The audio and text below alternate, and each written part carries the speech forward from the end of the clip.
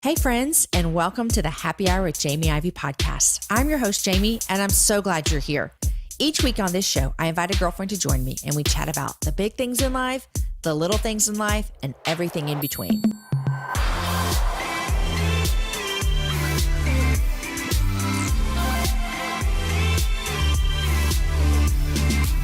Guys, you're listening to episode number 176, and today my guest is Candace Bure. Yes, the girl you remember from your childhood on Friday nights as DJ Tanner. I was excited to interview Candace because, probably like you, I grew up watching her on TV. But more than that, as I've grown older, I've seen her as an adult carry herself in a way that I truly admire and look up to. She's a woman who follows Jesus and stands strong for what she believes, and she's had to do that in a very public way. Today on the show, I tell her about a certain family member of mine that has seen every single one of her Hallmark movies. We talk about the time she took off from TV to focus on her family and then what eventually brought her back to TV.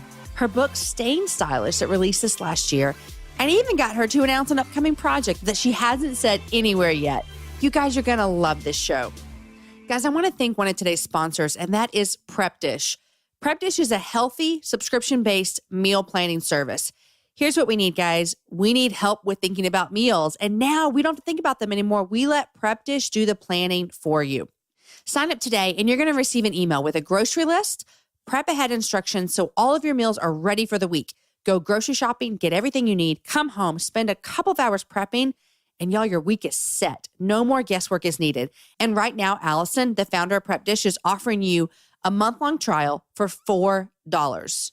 Yes, guys, that's $4. It's less than a drink at your favorite coffee shop, you guys. It's $1 a week. Go to prepdish.com/happy hour to get your first month of Prep Dish for only $4. Prepdish.com/happy hour.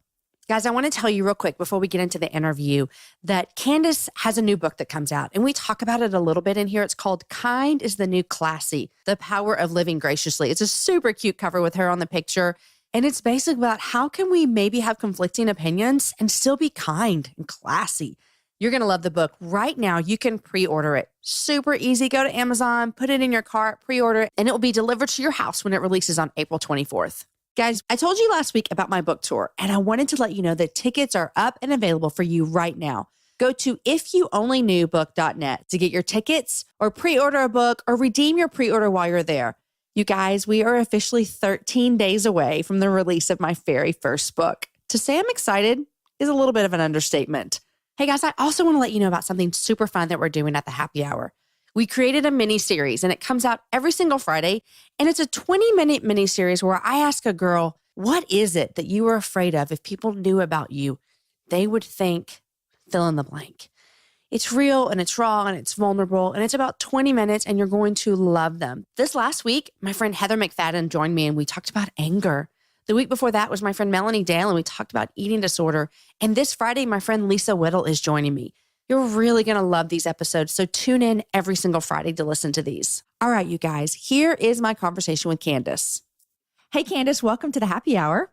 Thank you. This is so fun to have you on because I'm 40. And I know you're in your 40s, but me being in my 40s, you know what that means is I grew up watching you on TV, like a lot of my listeners did as well. And so it's super fun to have you. Thanks for coming on the Happy Hour. You're so welcome. I'm happy to be here. Where are you today? I am at my home in LA. All right. Candace, I have to start by telling you this because I promised my dad that I was going to say this, is that my dad discovered Hallmark movies this Christmas. Literally. I knew you were going to say that. Once you said my dad. Yes. Like, well, my parents came for Christmas and my mom was like, your dad has watched every movie on the Hallmark Channel. And I'm like, oh my gosh, Dad, that's awesome. I have found that more men this year have told me how much they love watching the Hallmark Channel. What is it? I don't even know. Well, I mean, I have my theories, and obviously it's a feel-good channel. There's nothing on there that isn't comforting and heartwarming, and you just enjoy it and feel good. But I think especially people that are our age and older, it brings them back to a time when you're like, oh, I'm not watching all this controversial stuff like we have now on television.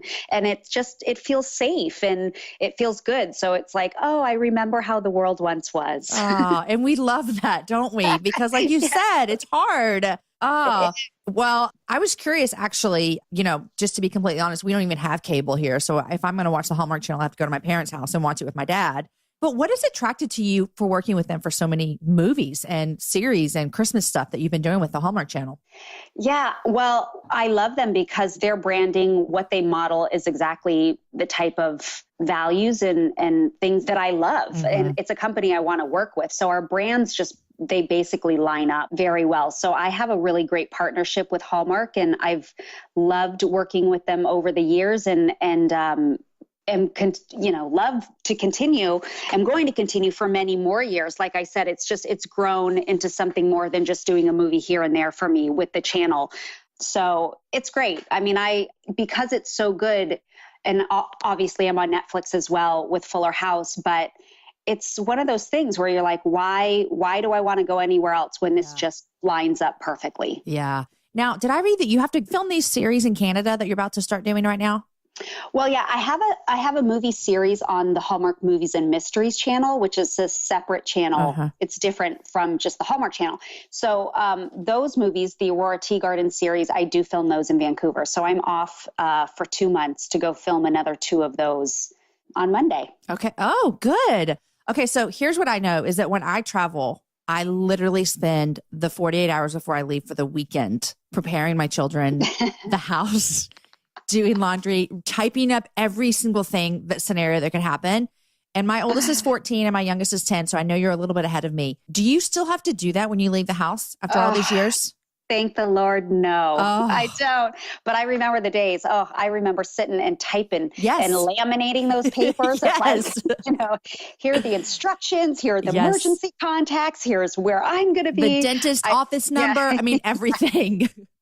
I know. I remember the days, but I'm very grateful that I'm out of those because my kids are 19, 18, and 16. Oh, yeah, so 2 of them are driving, and with social media, not social media, but their smartphones, they have all the contacts for everything and all the emergency numbers. So I don't worry so much. Oh my gosh.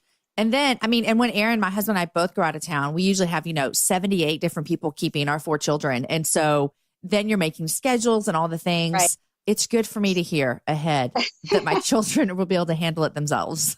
They will be able to.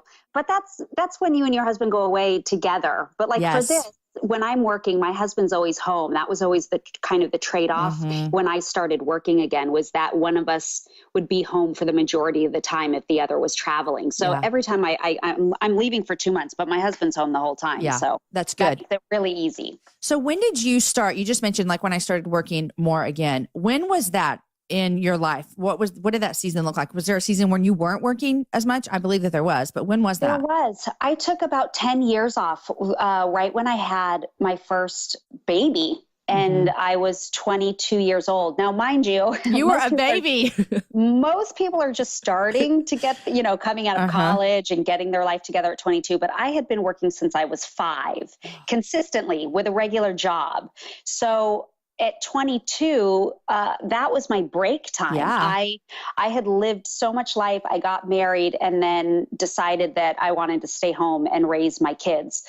And that wasn't the easiest decision, to be honest, because I had worked for so long. My identity was very much wrapped in what I did for a living. So it was hard to go from traveling, working with different people every single day to just being a stay-at-home mom. And I say the word just, but any mom that stays home with their kids knows how much work that is. And it's not just, it's a lot. You're everything. Yeah. You're the chef, you're the taxi driver, you're the therapist, you're the comforter, you're the nurse, you're the doctor, you do so much. But in my world at the time, it was like, whoa, I can't imagine not being around adults all day long and having conversation. But I transitioned. I loved it. I'm so grateful that I did. So I stayed home for 10 years to raise my kids. And then it was just about 10 years ago that I went back to work. Okay. So I remember when I had my first baby, I was 25, which is still kind of young.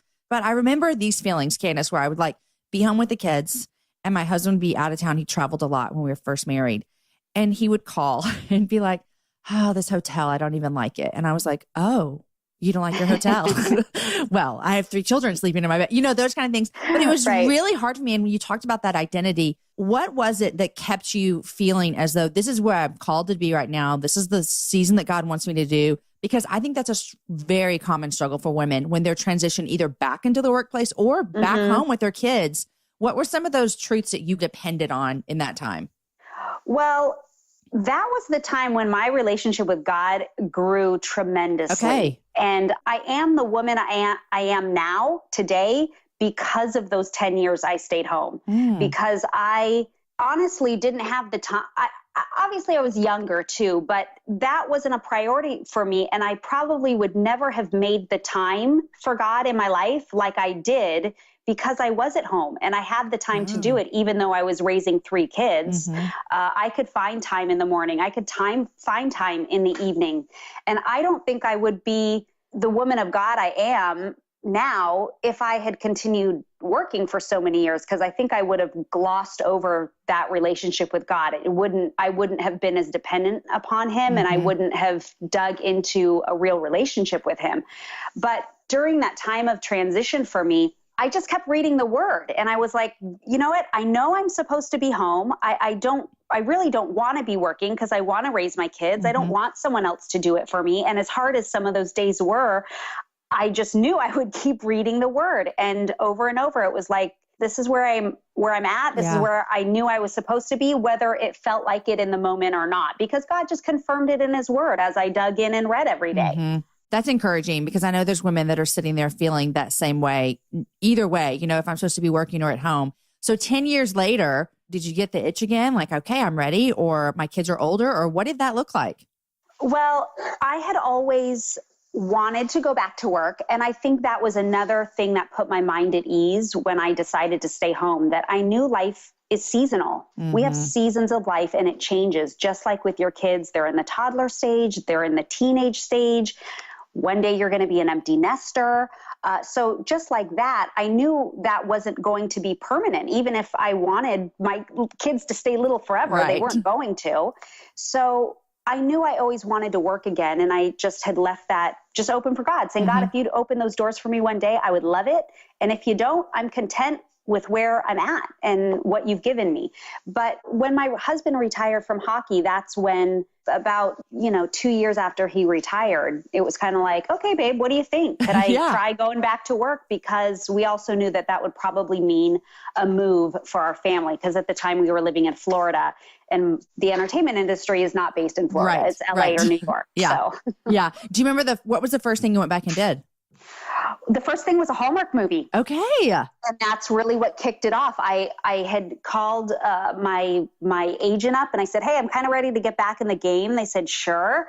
And put some calls out and said, hey, Candace is around. And Hallmark called within a couple of weeks and said, hey, here's a script, read it, put it on tape for us, and let's see. And so I did, and I got it. And that literally started my Hallmark relationship. Was it like riding a bike? I mean, were you just back in it? Yes. Yeah. It was I've been doing it since I was 5. Which I cannot believe. Yeah, that part was, of course, I hope I've improved over the last 10 years. I certainly think I have. But yeah, you just kind of pick it back up. The funny thing was because I was in Florida and I had to put this audition on tape, I had nobody to read the lines with me. So I asked my then 9-year-old daughter, Natasha, I'm like, can you operate the video camera and then read the lines, the other person? So Natasha's little 9-year-old voice is on this audition tape with me, which I think the producer still has it. Yeah. And I think Hallmark had said, we think you're great, but it really sold us that your daughter auditioned with you. You're like, this is a family affair over here. It's funny. Which is so funny because she just was in a show with you. Y'all just did a movie together. Yes. So my latest Christmas movie, Switch for Christmas, Natasha, who's now 19, was in the movie and played my daughter. Which I read somewhere. I read this somewhere that you said that you always told your kids, like, you can help open doors for them, but you can't walk through them. How was it like working with your daughter? It was so great. First of all, because I'm normally on the road for a lot of the movies that I film, I never have my family around. So the fact that Natasha was even there with me was awesome. And then she just did such a great job. And, it really is the truth. I want to do everything I can to help my children. But at the end of the day, they're the ones that have to work hard for it. I can't do that for them. And I think that when you give them opportunities, but they don't work for it to actually earn it themselves, they never will appreciate it. Yeah. I think that's true for all of us. So Totally. I've always told them, I'll help open doors, but I'm not going to walk through them. I'm not going to push you. If you want it, you have to earn it and get it. I love that. Okay. So Candace, Fuller House. We just need to talk about this for a second. We've watched it at our house. Everybody that I know has watched it. Whose idea was it to say, let's do this again? Well, it was John Stamos and Jeff Franklin, who is the creator and writer and executive producer. He was of the original show and now Fuller House. But the two of them had talked about it for many years. They always thought like, oh, maybe we should do a Full House movie. Maybe, there were things thrown around for, 10, 15 years. And then they finally settled on doing a show again, I think because of the ages that we were at. Like it just kind of changed over the years. So they called us up and said, are you guys even interested? And at the time I was on a series already. I was on a show called Make It or Break It. And I'm like, yeah, I'm interested, but there's so much to work out logistically and then see what networks are going to get it. But it was exciting at the thought of it. And it took about 5 years for us to get it going. And Netflix was the one that picked it up. And which has been so great. Incredibly smart. Yes. So smart to get that. Yeah. Yeah. Okay. So you worked with this cast. Was it 20 years ago? 30. No. Yeah, I know. It makes us all feel old. I was 10 when I started Full House. Okay, I'm 40, and I guess I was around that age when I was watching it. Yep. We're like the same age. Okay, so you worked with these people 30 years ago because we're all getting older. How are the relationships now versus then? They're even stronger now. I love it. We have such a great relationship, and we have over these 30 years, but now working together day in and day out. It's like going to work with my sisters and my best friends. We just love it. We love one another. We appreciate one another, and we're all older and we realize what a gift it is. So there's a different atmosphere, which has always been a great and happy atmosphere and one of a lot of love. But now there's just such an appreciation because who gets that in their life? Like who gets a second go around at doing exactly what you love with the people you love. It doesn't happen often. No, it doesn't. I'm about to ask you a really stupid question, but it's just because I don't know. Do you record these in front of an audience? We do. Oh, and that's not a stupid question. Okay, good, no, good. Not at all. Yes. So the show takes place in San Francisco, but we do not actually shoot it in San Francisco because got that part. Yes. Surprised at the amount of people that think we do. So we shoot it on a soundstage at Warner Brothers Studios, which if you're in LA, you can take the tour of Warner Brothers and they'll drive you by our soundstage. Could you be in the audience? Well, tickets are free, but you have to go through a site. Usually it's called Audiences Unlimited, and you can get a ticket and you have to stand in line. But I will warn you, for our show, when we have the live tapings, I believe it's only about 200 people. And our tapings are at 4 p.m. and people will start standing in line at 6 a.m. No. And it still doesn't guarantee that you'll get in because the show there's a massive amount of people that want to sit in our audience. So it's the amount of like messages I'll get through Twitter and Instagram of like, please, I'm standing in line, come get me. My children are here. We flew in from Ohio. And then your heart is breaking. My heart's breaking. And I'm like, but if you guys only knew how many people send me those messages, like I can't personally bring in everyone because everyone's just in line. And it is what it is, but you can come see a live taping. Okay. So you do it at 4 p.m. in front of a live audience. Here comes some more dumb questions, Candace, just because I'm not in this industry, but I'm so intrigued. And so you will do the whole show. And is it one take or do you guys like stop and then start over? Oh, no. So this will surprise you then. Okay. We start at 4 p.m. We do the whole show, but it is not continuous. It takes us 4 to 5 hours. That's how long you're sitting in the audience. Is it a 30-minute show? Yes. Okay. For a 30-minute show. So we will do each scene roughly 3 times. Okay. And then sometimes we have to go back and pick up a specific shot because we have a lot of kids on the show and animals. We might have to go back in and pick something, just a specific line or something like that with the younger kids. And that's about how long it takes. Because by the time you transition from each set to each set and the cameras move and we have costume changes and all that kind of stuff, that's how long it takes. Okay. I see. I learned something really new today. So the audience is watching for a long time and laughing every time you do it.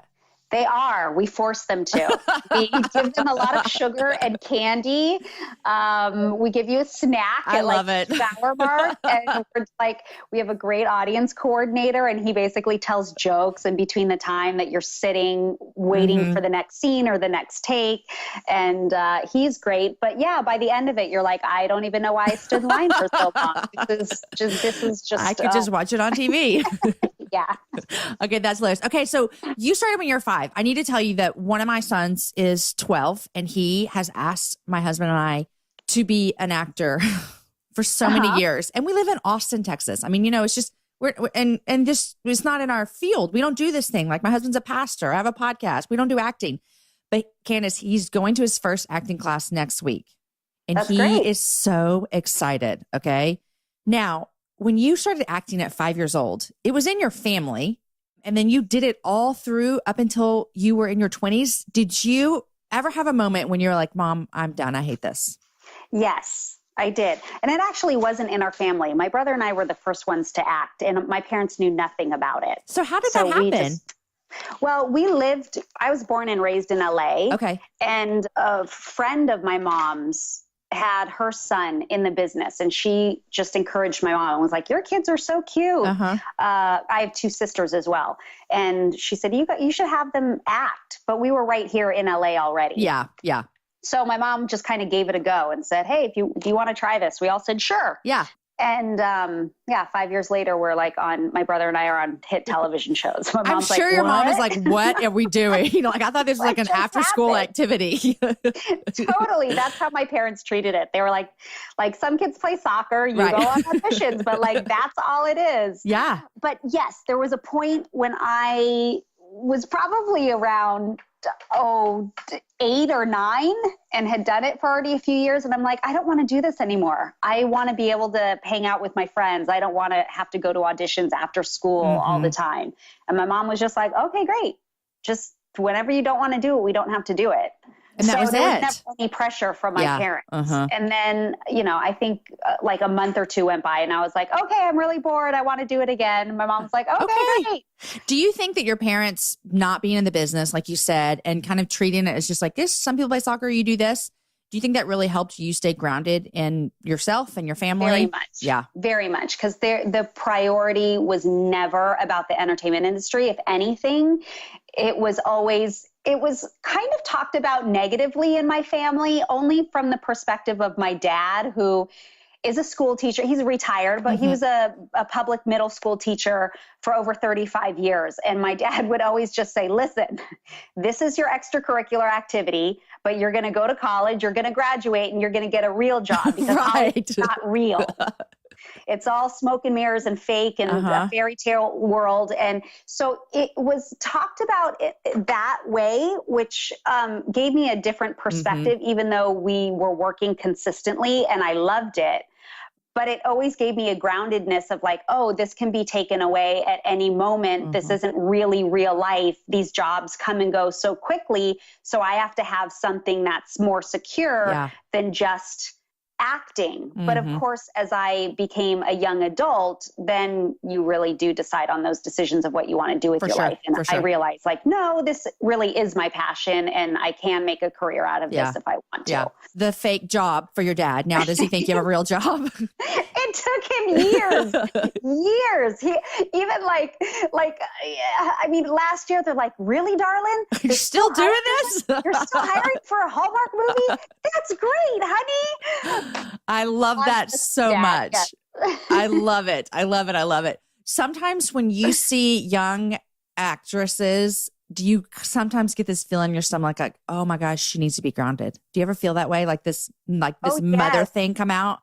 Of course. And especially because I have a teenage daughter. Yeah. And have seen some of those. And I hate to say this, and I will not name names, obviously, but I used some of them as examples at times, but not, I mean, in a way that it hurt my heart, but to show my daughter, like, do you see the path that girl is on, or that young boy is on? Those are the types of decisions that are not smart ones, aren't good ones, or they don't have good people around, or I don't know what their circumstances are, but it always breaks my heart because I had a great experience. And I think the entertainment industry can be wonderful as a craft and an art. I mean, it's incredible, but you just have to navigate through them. And I guess that's why it breaks my heart when I see younger people not being guided well.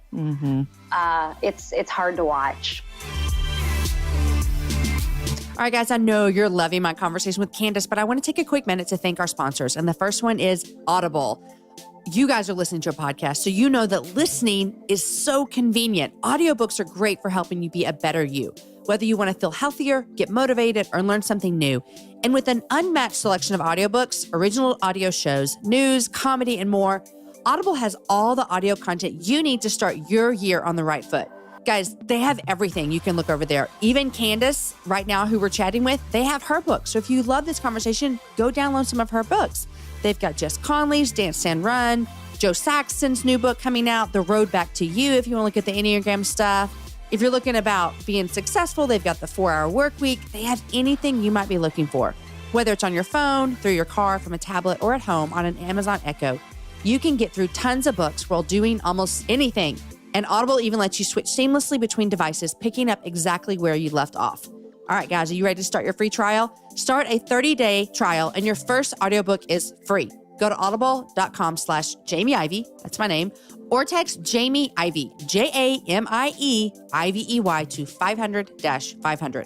That's audible.com/Jamie Ivey, or text Jamie Ivey to 500-500 for a 30-day trial and free first audiobook. You can do it all with audiobooks. All right, guys, I want to thank our next sponsor, and that is Third Love. When it comes to bra shopping, it's all about finding the right fit for you. And there's only one lingerie brand that offers bra sizes in AA through G and half cup sizes, and that's Third Love. Third Love uses thousands of real women's measurements, just like you and I, and super smoothing memory foam to create bras that fit better and feel great.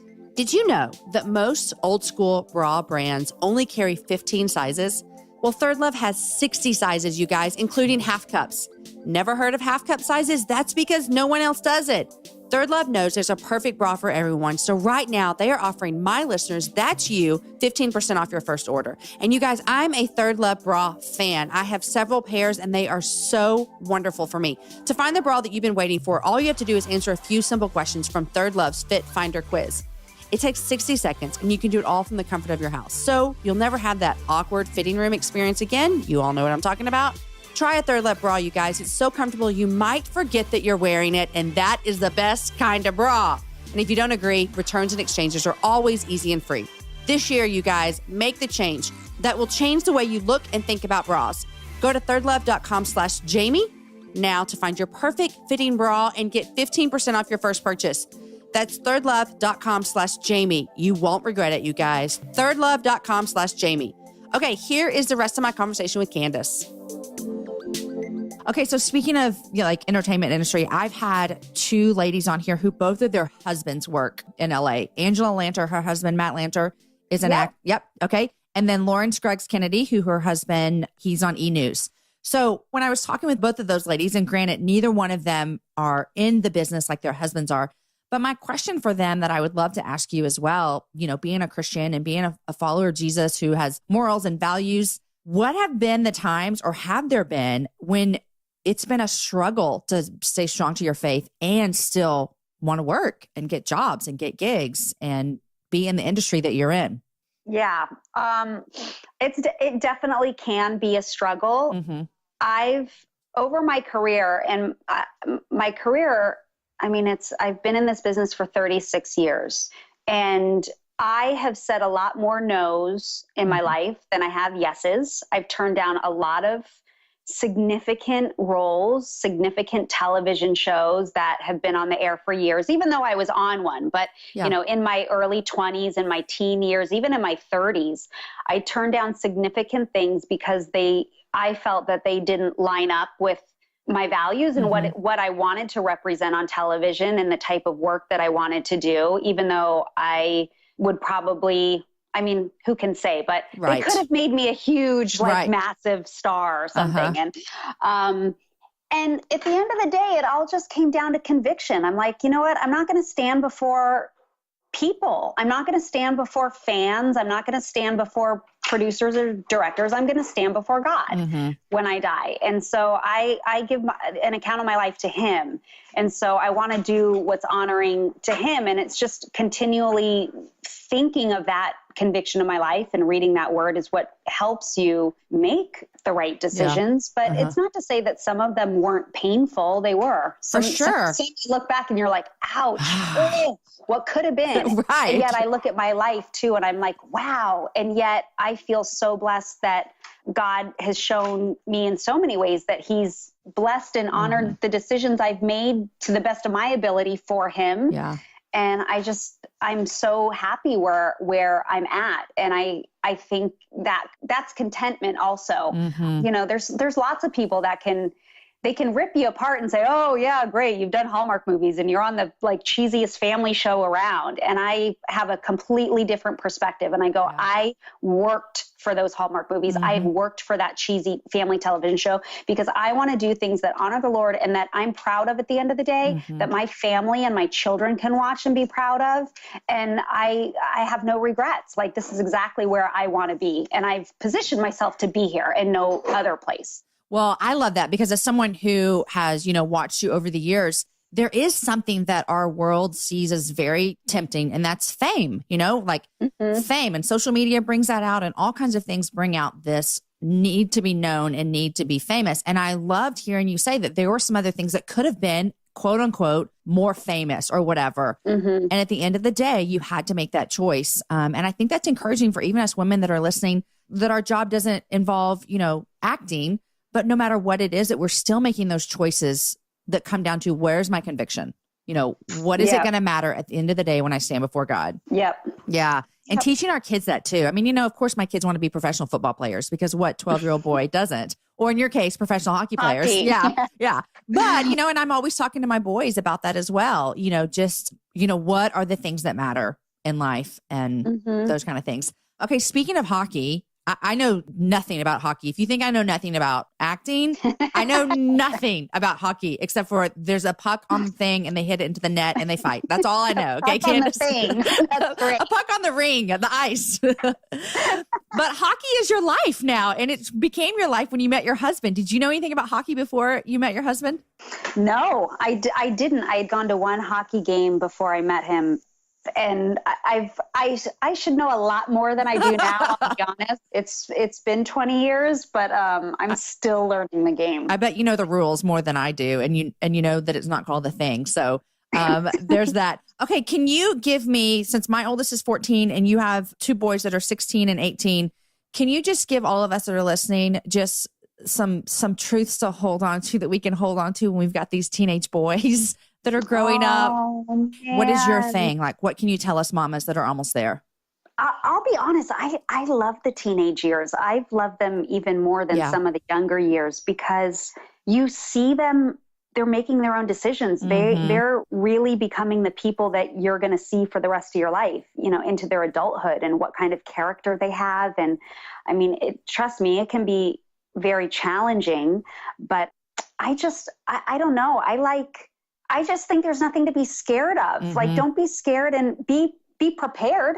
Yeah. Be prepared. And I would look forward to it and not be like, oh my gosh, it's going to be crazy and I don't even know what to do. It's like, no, just get on top of it and in front of it and look forward to it. I'm loving so far our early teenage years. I'm really liking them. I'm with you on that. I was going to ask you about your newest book that you just released in November. Okay. Staying Stylish. And you are just, a perfect person to write this because there is something that happens when you get, 40 that you feel like, okay, now what? And you're telling us women, like, we still got it in us. We can still stay stylish. Totally. Out of all of the books that you've written, where did this come from? Where did this passion come up inside of you to write the book about staying stylish? Honestly, with all of the books I've written, this is my fourth one. Mm-hmm. They all come from really the basis of what I get asked the most from fans and social media.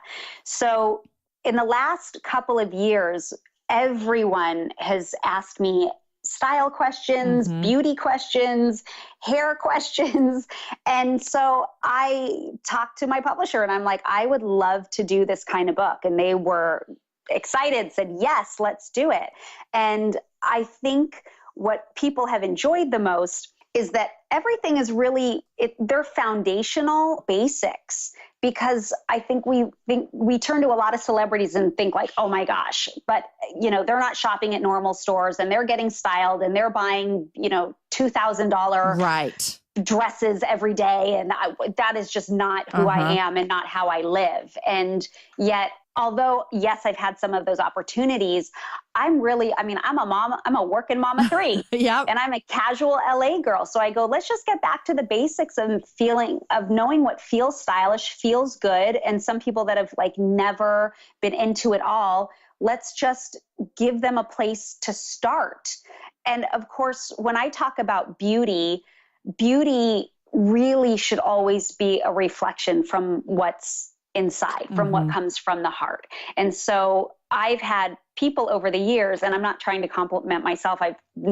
Don't want this to sound the wrong way at all, but they're like, you're so beautiful, Candace. You're so beautiful. Or you just radiate, you glow. And it's like, thank you. I so appreciate it. But what you're seeing it's Jesus inside me. It's the core of who I am, and it's my soul. That's what's reflecting. And so I talk a lot about the book. It's not just about clothing and hairstyles and makeup and stuff. There's a lot about nourishing your spirit. And that truly is the most important part of beauty for me. And I think that's what makes this book different from a lot of the other beauty books that are on the market, because it encompasses everything. And it's also about eating well and taking care of your body and health and fitness. And especially I hear a lot from Christian audiences of well, we should never focus on our beauty. And we should, there are some things that I think people take biblically out of context that think it's bad to take care of themselves. And it's no, your body's a holy temple. You take care of that thing from the inside out. Yeah. Well, I think too, you're such an attainable person for people to see and be like, oh, I trust her and I like her and she is relatable. And so I think that your message comes across not as a, hey, look at me and let me tell you how to be like me, but it comes across as here are the things that I love. And like a girlfriend to a girlfriend is what it feels like. And I know that that's probably been your desire. Yep. Yes. And your Instagram and your stories, they come across like that as well. It's like, hey, let me just talk to you like a girlfriend to a girlfriend.